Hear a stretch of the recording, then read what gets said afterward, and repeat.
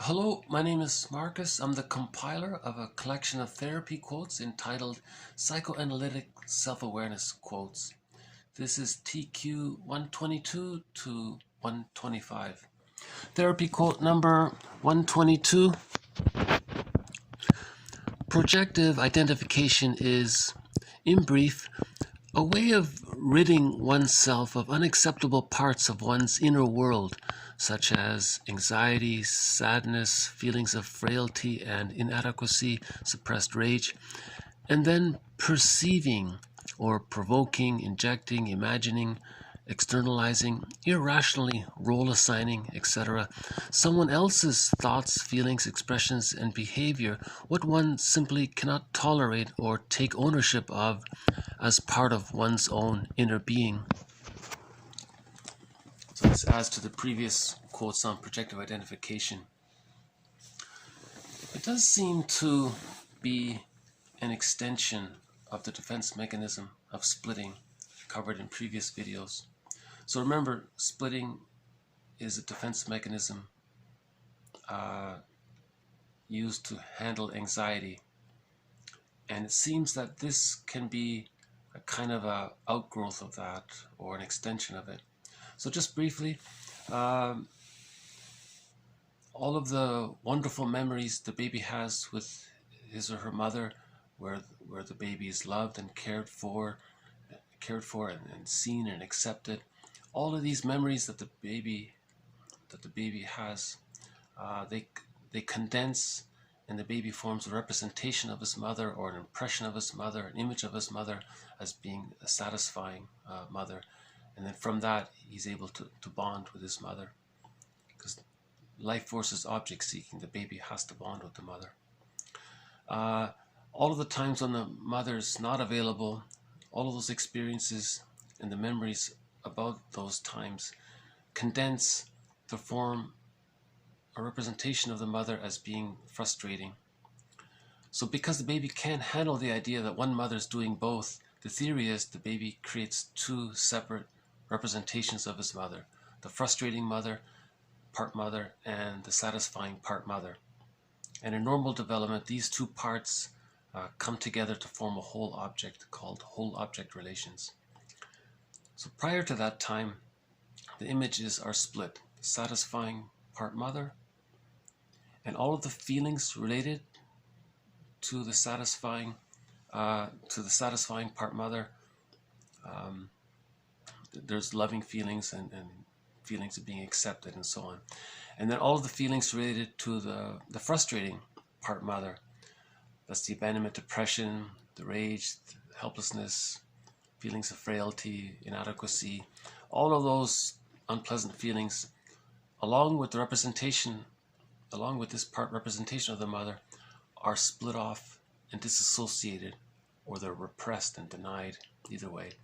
But they're a part of us, although they're split off and disassociated. So that's the stranger within.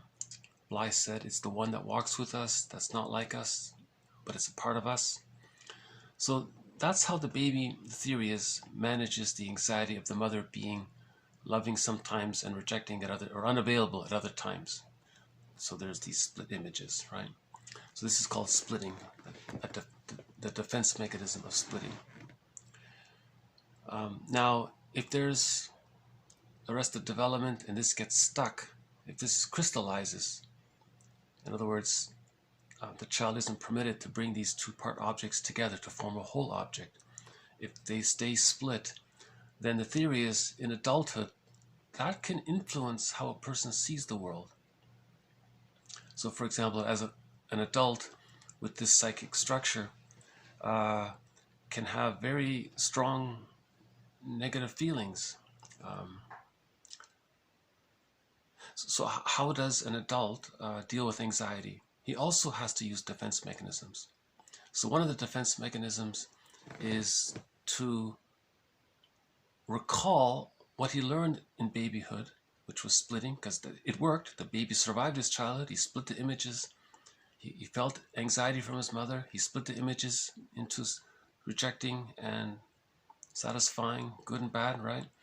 And now as an adult, if the adult feels stress, he may refer to this memory, and then how is this now going to manifest as an adult?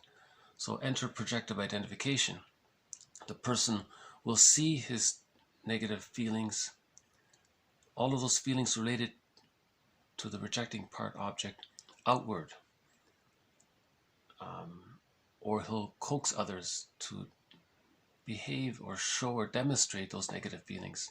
So he can deny it in himself, just like when he was a baby, he denied it in himself. So that comes from that splitting. So projective identification comes as an extension from this original splitting setup that the baby had to form but couldn't heal, right? So in projective identification, it deals with anxiety by doing the same thing that splitting did as a baby. So what splitting was for the baby, projective identification is going to be for the adult, in line with what he did as a baby. See, they're connected like that. So as an adult in projective identification, this is the extreme views. The trolls have such extreme hateful views. They're angry at their mother, but they can't express it at their mother. Just like when they were a baby, they couldn't express it at their mother because they needed the attachment to the mother. And that's why it's considered a moral responsibility to look at our psychic structure, to look at our unconscious, to look at how we handle our traumas. Yesterday's video said it was about taking moral responsibility for healing ourselves. She called it a moral revolution. She was calling for a moral where everyone could look at their childhood past and how they formed defense mechanisms around it and how that can still be influencing them. Bergler says we're responsible for our unconscious. And Lowell said, it's man's evolutionary task to look at our inner world. Right. Remember yesterday, our inner world, it's got all these different parts. You got the rejecting part, object of the part of the mother, and it's got its little ego, the inner critic. And you got the satisfying part, representation of the mother, and it's got its little ego of the helper. And then you have the unconscious ego, it's the protagonist, you see. And then Baba Yaga is the director of this whole theater drama in the inner world. See, we live in two worlds, the outer external world and this inner world. Remember that movie, the French comedy movie, Two Worlds? The guy traveled back and forth between the two worlds. When he healed this inner world, this fairy tale world, this fantasy world in the movie, it was a comedy fantasy. When he healed this world, his outer world healed. So there's that theory there that when we healed our inner world, the outer world can also improve along lines towards healing as well, right? So that's projective identification as an extension of splitting. We mentioned in previous videos, projective identification can be used as a communication, to not feel alone, to create a reality basis, to further enforce our denial, which comes from that splitting, and today as an extension of splitting. Right.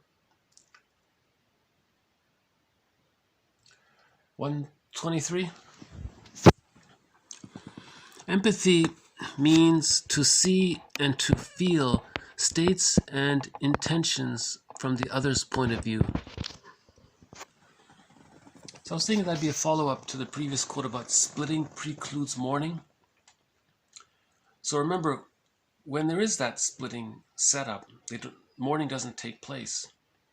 And if mourning doesn't take place, that can lead to complicated grief, prolonged grief, aggravated grief, chronic grief, grief gone awry, pathological mourning, pathological melancholia, all of that. And that can add to the stress, which then reverts to the splitting, which increases the projective identification, or potentially, if other defense mechanisms haven't been adopted, you see. So when we heal the splits and form whole object relations, now we can mourn and get in touch with our real self and find the bluebird of happiness from doing what we love, because we're in touch with our real self. a previous video was called The Capacities of the Real Self. So we find these capacities of the real self from whole object relations. Now it seems to me empathy is also a byproduct of whole object relations, because to achieve whole object relations, you're integrating all of your feelings, your feeling self. So you're in touch with your feelings. Therefore, you can have a sense of what someone else is feeling because you felt it, and there's empathy there. See, there can be sort of imaginative, cognitive empathy, but I think real empathy maybe is more about, you know, I felt that too, and you're feeling that, you seem to be feeling that too. Yeah, I get it. Like, you know, there's that felt sense of understanding someone. 124. 124. Psychotherapy finds value in reality. Instead of prescribing from above, from the high peaks of rationality and consecrated tradition, what might be the best attitude or course of action for someone, psychotherapy builds up value from below. It tries to help the person see what is actually there inside him, to make it possible for him to consent to being where he actually is and to begin there. I thought this would be a follow-up to the comedian quote from before, "The truth will upset you free." So she's saying psychotherapy, it's so that you to consent to where you really are. So to be aware of what's really, how did you respond to the trauma? What attachment style did you acquire? Do you have a secure attachment style, whole object relations coming from your real self? Or are you frozen, petrified with the insecure attachment style, and you're engaged in transference, love, and all these, the use of all these immature, infantile defense mechanisms like splitting, projective identification, externalization, reaction formation, acting out, and a few others. So look at the truth. The truth will upset you free. But first it's going to upset you to be aware. See, that's humanity's third narcissistic injury, that we have an unconscious. You know, Bergler has this question: do you really expect the conscious and the unconscious to be the same? No. So there's this. We do have this unconscious, right?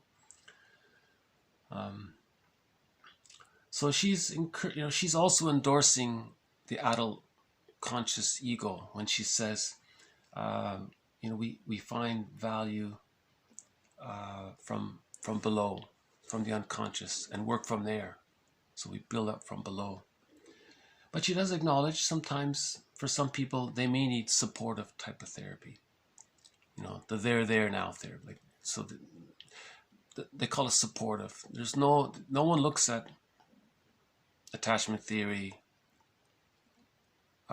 your script, your repetition compulsion, your broken record, your defense mechanisms, your patterns that you're repeating and observing them in the present. There's no questioning of any of that. It's just comfort the person, get them through a hard time maybe. So that is a necessary part in the healing journey, maybe just to go for supportive therapy. I think it might be similar to in the Odyssey, maybe it was Lotus Land. Odysseus was in Lotus Land for a while. Maybe it's that supportive escapist thing. Maybe the New Age movement is sort of a little bit like that. Let's, just buy these little crystal rocks and everything.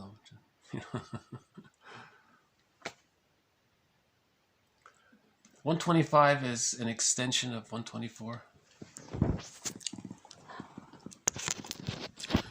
Relief comes when the sufferer sees the truth about himself, the causes and the meaning of his suffering.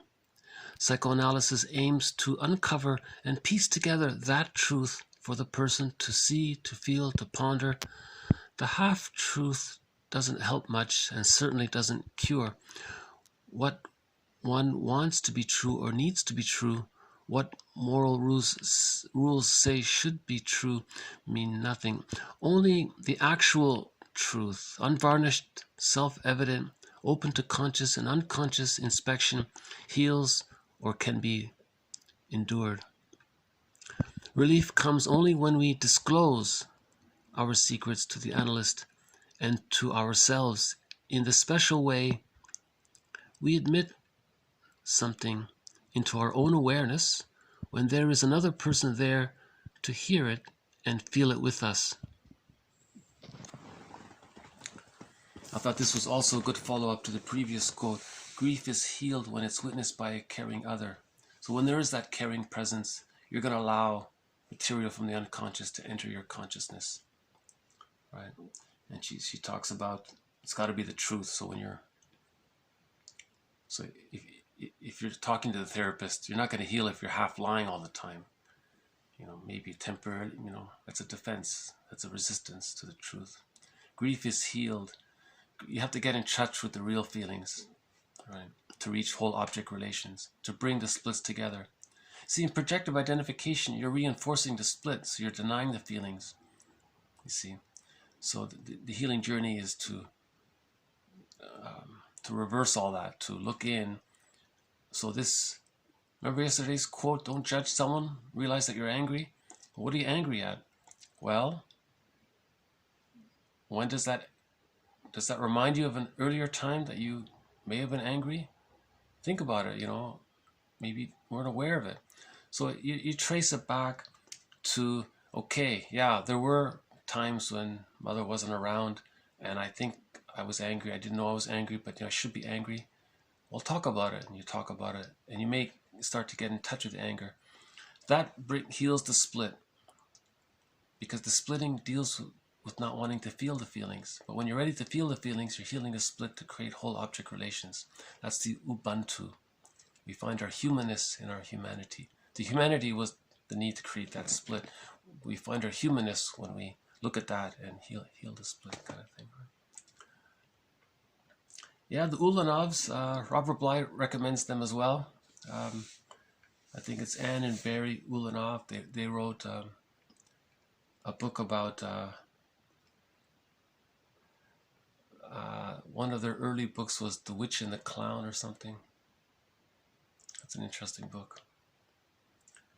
But they kind of blend, philosophy and psychology and things. So it's not strictly object relations theory, but she definitely includes psychoanalysis in her writings.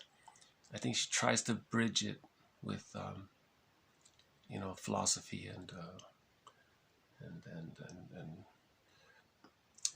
that inner world, the representations of the inner world, this fairy tale, mythological world, and how the different ways that can be communicated. So there's the metaphorical world here that we talk about, and then there's the logical world, and the idea is to use our logical mind to heal this metaphorical world, because there may be petrification in there that's influencing us. So, of course, a sign of maturity would be a person has Ubuntu. They see people as people caught in their existential dilemmas. They're not completely idealized or completely devalued. That's a sign of the splitting, right? And you see, from whole object relations, the burglar said, you need the whole object relations to love another person and to find your real self and to express your real self. The bluebird is from there. But with the insecure attachment style, then you're caught in transference life. You're going to be transferring all the time because you're caught in transferring, because that's the repetition compulsion. There was a trauma that created the insecure attachment style. When there's a trauma like that, that's the broken record, and you're going to repeat it in the next relationship with people, because you're trying to heal. See, the positive intention about repetition compulsion is to heal. So there is a positive intention, but the idea is to be aware that you're engaged in this positive, that you're engaged in this repetition compulsion. And that's the moral revolution Kristen Wilson was talking about yesterday. So the quotes are below. So the first talked about how projective identification appears to be an extension of splitting, the adult version of the baby's use of splitting. Empathy comes from whole object relations because we felt. And therapy is the truth will upset us free. Let's find the truth about who we really are inside, as well as how the truth sets us free, emotionally free, and that can be aided with a caring witness, you know, and to shrink this idealized image, what other people say is right. You gotta kind of shrink your glorified self-image, your ideal self-image, this perfect self-image that's there to compensate for the lost feeling self. Right? More to follow. These quotes have been follow-ups to previous quotes. This, okay, I think I'll stop it here. So this has been TQ 122 to 125. Thank you.